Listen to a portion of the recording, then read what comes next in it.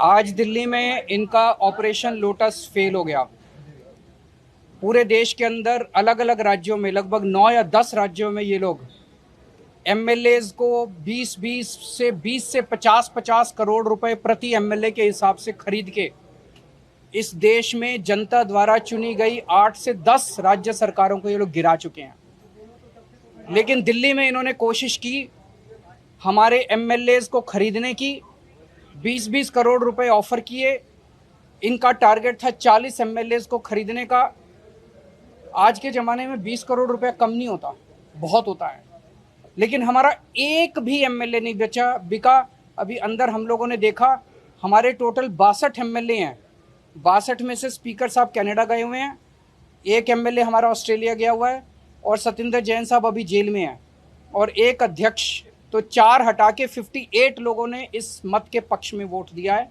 तो मैं बधाई देता हूं दिल्ली के लोगों को, देश के लोगों को, कि कम से कम एक ऐसी कट्टर ईमानदार पार्टी है जो ना डरती है और ना लालच के बेसिस पे उनको तोड़ा जा सकता है। आज राष्ट्रीय स्तर के ऊपर 2 ही पार्टियां हैं, एक कट्टर ईमानदार पार्टी है और एक कट्टर बेईमान पार्टी है। कट्टर ईमानदार पार्टी भारत को दुनिया का नंबर 1 देश बनाना चाहती है, और कट्टर बेईमान पार्टी अपने एक दोस्त को दुनिया का सबसे अमीर आदमी बनाना चाहती है। कट्टर ईमानदार पार्टी जनता के पैसे को स्कूल और अस्पताल बनाने में खर्च करती है, और कट्टर बेईमान पार्टी जनता के टैक्स के पैसे से एमएलए खरीदती है और अपने दोस्तों के, अरबपति दोस्तों के कर्जे माफ करती है। कट्टर ईमानदार पार्टी शरीफों की पार्टी है, पढ़े लिखों की पार्टी है, और ये कट्टर बेईमान पार्टी 24 घंटे गुंडागर्दी करते हैं, लफंगई करते हैं और मारते हैं, पीटते हैं, महिलाओं को बुरी बुरी गालियां देते हैं। आज इस देश को केवल उम्मीद कट्टर ईमानदार पार्टी से है। आपके अगर कोई क्वेश्चन सवाल है, मुझे अभी भी पता चला, शायद जो हमारी बच्ची है वो जिंदा है, और ये बहुत खुशी की बात है। उसको जो भी बेस्ट इलाज है हम उसका बेस्ट इलाज कराएंगे, और हम कोशिश करेंगे कि वो सही सलामत हो, और जो दोषी हैं उनको गिरफ्तार किया गया है, उनको कड़ी से कड़ी सज़ा दिलवाएंगे। लेकिन दिल्ली के अंदर ओवरऑल बिगड़ती कानून व्यवस्था को लेके हम सब लोग चिंतित हैं।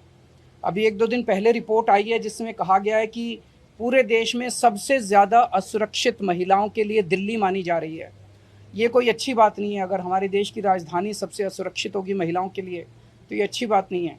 मैं एलजी साहब से और केंद्र सरकार से अपील करता हूँ हाथ जोड़ के कि जो भी उचित कदम उठाने की ज़रूरत है वे उठाएं, और हमसे जो भी मदद चाहिए हम करेंगे, हम उसमें पूरा सहयोग करेंगे। सर, एलजी लीगल एक्शन की बात कर रहे हैं, आरोप 1400 करोड़ के भ्रष्टाचार के। मेरा तो बस यही मानना है कि भाई पब्लिक लाइफ में जब हम आए हैं तो पब्लिक लाइफ में हमें किसी भी जांच के लिए तैयार रहना चाहिए।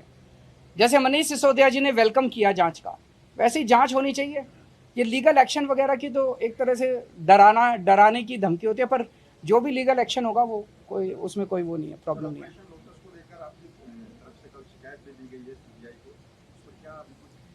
जांच होनी चाहिए।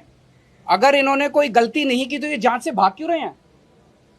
हम नहीं भाग रहे जांच से, हम सारी जांच कराने को तैयार हैं। सीबीआई की जांच कराने को तैयार हैं, ईडी की जांच कराने को तैयार है। सारी जांच इन्होंने हमारी सारी जांच कर ली। अभी तक आम आदमी पार्टी के 49 एमएलए के ऊपर 169 एफआईआर हुई हैं, केस हुए हैं 169। उस 169 में से 135 में हम बरी हो गए, कोर्ट ने कहा दोषी नहीं है। 34 पेंडिंग है अभी। तो हमें कोई, इनको इसका मतलब कुछ गलती कर रखी होगी, इसलिए जांच नहीं करा रहे। मुख्यमंत्री जी वो कह रहे हैं, विपक्ष आरोप लगा रहा है कि आप लोग मुद्दा भटकाते रहते हैं। शराब घोटाले से शुरू हुआ, पर शराब घोटाले की तो जांच करा ली इन्होंने, सीबीआई ने सारी जांच कर ली, सीबीआई को कुछ भी नहीं मिला। हमने कब मुद्दा भटकाया? मुद्दा खत्म होने के बाद अब हमने कहा भाई अब ऑपरेशन लोटस की भी जांच करा लो। सीबीआई ने सारी जांच कर ली, शराब घोटाला खत्म हो चुका है। शराब घोटाले में कुछ नहीं मिला सीबीआई को। अगर शराब घोटाले में कुछ मिलता तो इनके घर में कुछ करोड़, 2 करोड़, 3 करोड़ तो मिलता, कुछ पैसे मिलते, कुछ प्रॉपर्टी के कागज मिलते, कुछ ज्वेलरी मिलती। कुछ भी नहीं था। फक्कड़ आदमी है, कंगाल आदमी है ये।